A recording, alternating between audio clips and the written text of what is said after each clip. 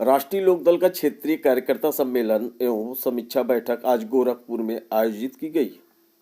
इस महत्वपूर्ण बैठक में राष्ट्रीय लोकदल के गोरखपुर और संत कबीर नगर जनपद के सभी जिलाध्यक्ष, महानगर अध्यक्ष और उनके साथियों की सहभागिता रही। सम्मेलन का मुख्य उद्देश्य संगठन की वर्तमान स्थिति की समीक्षा करना और आने वाले समय के लिए रणनीति तय करना। बैठक को संबोधित करते हुए पार्टी पदाधिकारियों ने कहा कि राष्ट्रीय लोकदल आज एनडीए का घटक दल है और जितना अधिक राष्ट्रीय लोकदल मजबूत होगा उतना ही एनडीए की सशक्त होगा। कार्यकर्ताओं को संबोधित करते हुए वक्ताओं ने स्पष्ट शब्दों में कहा कि 2027 के विधानसभा चुनाव में उत्तर प्रदेश में एक बार फिर एनडीए की सरकार बनना हम सभी का साझा लक्ष्य है। इसके लिए जमीनी स्तर पर संगठन को मजबूत करना बेहद आवश्यक है। बैठक में यह भी कहा गया कि पश्चिमी उत्तर प्रदेश में राष्ट्रीय लोकदल की स्थिति मजबूत है, लेकिन पूर्वी और मध्य उत्तर प्रदेश में पार्टी को और अधिक सक्रियता के साथ कार्य करने की जरूरत है। इसी उद्देश्य से गोरखपुर मंडल सहित पूर्वांचल के सभी जिलों में संगठन विस्तार और विशेष जोर दिया जा रहा है। सभी जिला अध्यक्षों और महानगर अध्यक्षों से अपील की गई कि वे बूथ स्तर पर संगठन को मजबूत करें, नए कार्यकर्ताओं को पार्टी से जोड़ें और जन समस्याओं को लेकर लगातार जनता के बीच सक्रिय रहें। वक्ताओं ने कहा कि कार्यकर्ता ही पार्टी की असली ताकत होती है और उनकी मेहनत से ही संगठन आगे बढ़ता है। समीक्षा बैठक के दौरान संगठनात्मक कमियों पर भी चर्चा की गई। उन्हें दूर करने के लिए आवश्यक दिशा निर्देश दिए गए। साथ ही यह संदेश दिया गया कि अनुशासन, एकजुटता और निरंतर संपर्क ही पार्टी की सफलता की कुंजी है।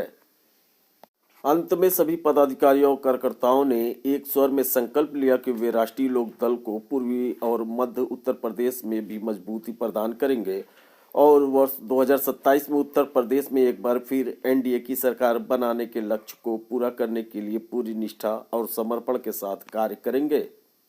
कि संगठन को मजबूत करो, अपनी ताकत बनाओ। चूंकि हम एनडीए में हैं, अभी 27 में चुनाव आ रहा, तो 27 के चुनाव में हम ऐसा काम करें कि एनडीए और मजबूत हो। लोकदल जब मजबूत होगा तो एनडीए मजबूत होगा। और मैं आपको याद दिलाना चाहता हूं कि पश्चिम में हम सब लोग जीत गए थे। पश्चिम में हम जीत गए थे,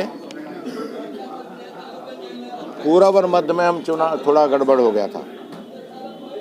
हम पूरब और मध्य में भी इतना लोकदल को मजबूत करेंगे कि आगे आने वाले समय में एनडीए मजबूत हो और दोबारा एनडीए की सरकार उत्तर प्रदेश में बने। जयंत चौधरी जी की इतनी ताकत बन जाए उत्तर प्रदेश में कि उनके बिना, उनकी मदद के बिना कोई सरकार न बन पाए। ये लोकदल का प्रण है और ये लोकदल का प्रयास है। एनडीए की सरकार 2014 से चल रही है। 2014 में भारतीय जनता पार्टी का किसानों की बात अभी आप कर रहे थे, किसानों के लिए एक घोषणा पत्र जारी था कि जो क्षेत्रीय स्तर पे कोल्ड स्टोरेज की व्यवस्था की जाएगी, लेकिन एनडीए की सरकार अभी तक है और अभी तक किसी क्षेत्र में नींव तक नहीं रखी गई है। इस पे क्या कहेंगे आप? अब आपने मेरे संज्ञान में सवाल लाया, मैं मुख्यमंत्री जी से इस बारे में बात करूंगा। ये बिल्कुल सही बात है कि जब उनके घोषणा पत्र में 14 में ये बात थी तो उसको लागू करना चाहिए।